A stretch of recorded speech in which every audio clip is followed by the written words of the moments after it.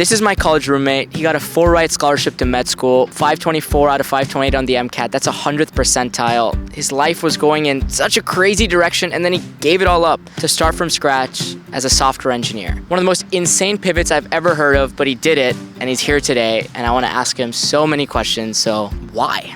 Why? And then also how? I think at some point in high school, I had decided I wanted to be a doctor. I think there were a lot of influences that informed that decision. I think once that decision was made, I didn't really question it very much. And then my senior year of college, I took a computer science class with you, actually. It was a computer vision class. I'd programmed a little bit before. I'd played around with different languages. I knew a little bit of Python. And I think at that point, something clicked in my brain and I realized, hey, this is something I actually need to evaluate as like a distinct career possibility. So I got to fill in some blanks here because he's being far too humble. I was a computer science major. I had done it for, at this point, 3 full years. This is my 4th year, senior year. And because he'd done all his pre-med requirements, he could take some classes he just enjoyed. One of them was a computer science class. We took computer vision together. And I remember asking him for help on the assignments as someone who had done computer science for 3 years. So he's just starting out, and I could instantly tell, one, that his capacity for learning and knowledge was so high that he could pick anything up. All this in perspective of started from scratch, but somehow also kind of had a knack for it. Okay, so you take a computer science class,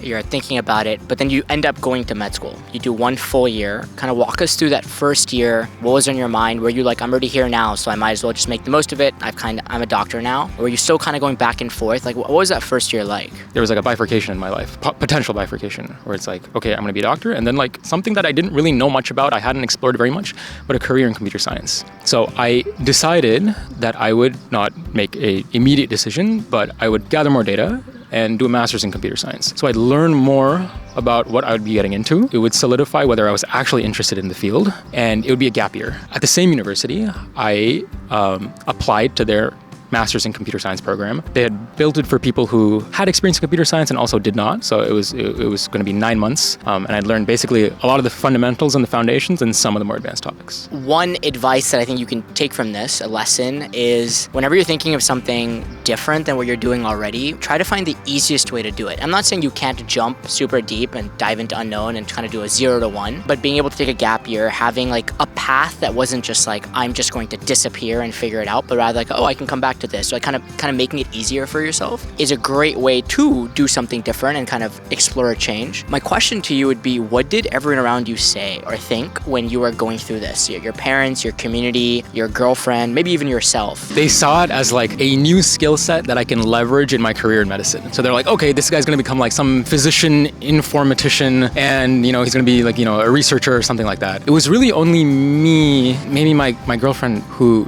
knew that, okay, this is like a very serious possibility for like me to do a career change. It also helped introduce it more slowly to my parents and my family, because they could see my excitement later on when I was in the program, and it wasn't this sudden like jarring switch for them. Tell me a little bit more about this anxiety of being behind, even though deep down you know it's right. I think there is this rush element, speed, where people have to do things according to a certain timeline. And the faster people accomplish this timeline, the better their life will be, and the more successful they are, and the more prestige they have, and all the good things come to them. I think what was breaking me up was that I was clearing the timeline. Like I was resetting my own timeline. I don't think it was the fact that like I had doubts about would I succeed in this new field, but I don't think that was the primary thing. I think I always thought, why couldn't I have all these thoughts 4 years ago? Like why couldn't I think all these things before?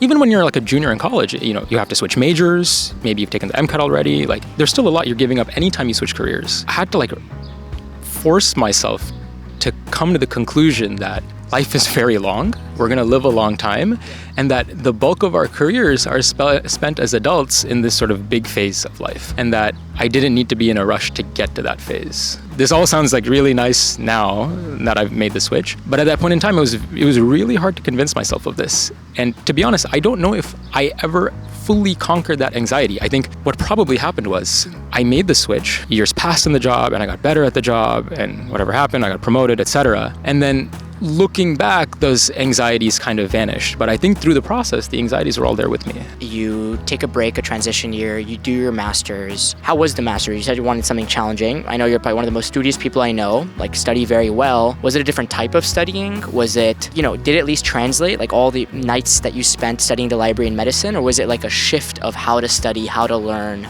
Yeah, I'm curious about that. I really enjoyed it. I was finally like a place where I was meant to be.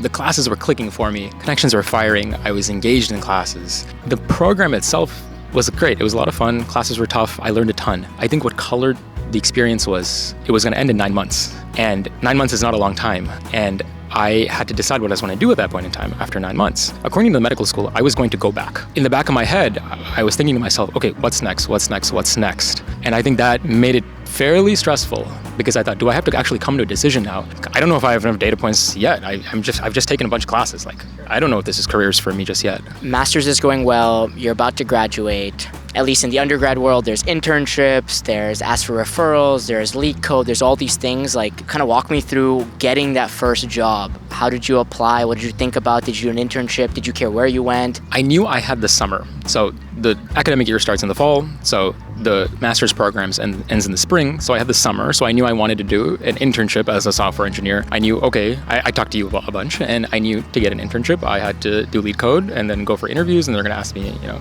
coding problems. And it's an ocean of red. It's just all like ghosting, actually. I don't think I heard back from the vast majority of places. I tried to leverage the medicine side too. So I was applying to health tech, and I emailed the CEO of a company, and he met with me, and they put me in the interview loop. And I remember they asked me, can you implement a stack? And my first question was, what is a stack?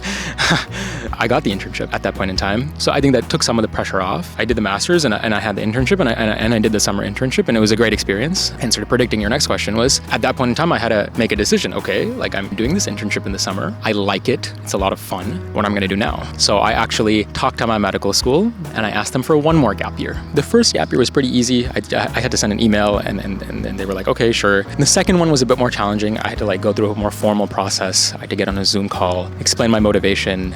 I had to get some not referrals, but I had to list some mentors who I'd spoken to about why this might be a good idea. People in the field, both on the medicine side and the technology side, summaries of our conversations and why this experience might actually help my career in medicine. Since I started using Monday.com, it's completely changed the way I stay on top of tasks, projects, and deadlines. Instead of juggling a million tabs, PRs, design docs, Slack threads, everything now lives in one organized workspace. It also integrates directly with tools like Google Drive and Slack, so the whole team stays in sync. And status updates happen automatically as work continues to move forward. What's been especially helpful working in a large company is how Monday.com keeps cross-functional teams aligned, whether it's coordinating with engineers, designers, or product managers. It makes it easy to manage complex projects with multiple stakeholders without anything slipping through the cracks. I've also set up custom views like Kanban boards, calendars, and tables, which makes sprint planning way smoother and keep the whole team on track. It's been a game changer for productivity and collaboration. If you're looking for a better way to manage your team's workflow, definitely check out Monday.com. My viewers can actually get started for free using my link in the description. Was your primary motivation to go into tech, build software for healthcare? At least was that your motivation? Has that changed over time? Yeah, curious about that. My initial seed motivation was always, I like the work. And I like the way my brain works when I'm solving problems in technology. I like the way my brain works when I'm coding. I like the way my brain works when I'm designing systems. And I want to do this for the rest of my life. This is how I like spending my time. It's what makes the day-to-day great. Because I think there's a lot of things that one can work on in technology. And I think, doing mission-oriented, it gives me a lot of meaning. So I have been drawn to that in particular. So now you're on the other side, and you can kind of walk us through your software engineering career thus far. 2 companies in the Bay. When I was making the decision, I feel like those were the glory days of tech. People were getting paid a lot and not working very much. It just seemed like a great lifestyle too. This was not part of my calculation of wanting to go in tech, but it certainly helped. It made it very enticing. So I've worked at 2 companies. Both are in health technology. The first was on the patient side, so having tools to monitor patients' health remotely. And the second is more about the business of medicine, so communicating with insurance companies for practices and hospitals. Yeah, I mean, I've worked at both these companies. I've grown at both. I got promoted pretty recently, so yeah, I think it's going well. So to dig a little bit deeper into your professional experience, 'cause I remember you'd call me sometimes and ask, like, what if I bring down production? Or like, what if this project doesn't finish? Or how do you deal with deadlines? If someone asks you how much time is it gonna take, how do you tell them? Like, do you work weekends? Like, you're new. Walk me through some of that imposter syndrome. I think people would really appreciate just like the vulnerability and the rawness of being so new. My first boss told me like the first year in tech is one of the hardest because everything is new. All these technologies are new. You don't really have the mindset of being a software engineer like ingrained in you just yet. You're like learning it and building towards it. And so everything is just frustrating. Every bug you hit, everything that happens it's a frustration. I felt I was behind, and then I would compare myself to my peers like you who had sort of were computer science majors in undergrad and then had started working pretty much immediately after undergrad. I felt disadvantaged. I hadn't done 4 years of classes. I hadn't done multiple internships. I didn't have 3 years of experience under my belt. There was a lot of anxiety. There was a lot of stress. I think pressure I put on myself was artificial because there was actually no reason. It's not like there were like financial constraints on me that like I needed to like speed up my process. And I felt like I needed to justify the career switch with success in tech. If I didn't do very well in this field, then dropping out of medical school and dropping all of that hard work that I put in was a waste. And I think that put a lot of pressure on me. Now we're in the present day. How are you now? How are you today? And then maybe more interestingly, what are you excited about for the future? Kind of what's next? One thing that I realized doing the switch was that I can't predict my future. I don't know what things will look like 2 years from now. I don't even know what things will look like 6 months from now. And that was very unsettling when I was making the decision because the two paths look so dissimilar. I think now I'm becoming more comfortable with that I don't know what I want to do in my future. I think I enjoy the feeling of mastery. I value depth a lot. I'm in pursuit of that for sure. Beyond that, where I work, am I gonna go to a big company, small company, consult, leave tech?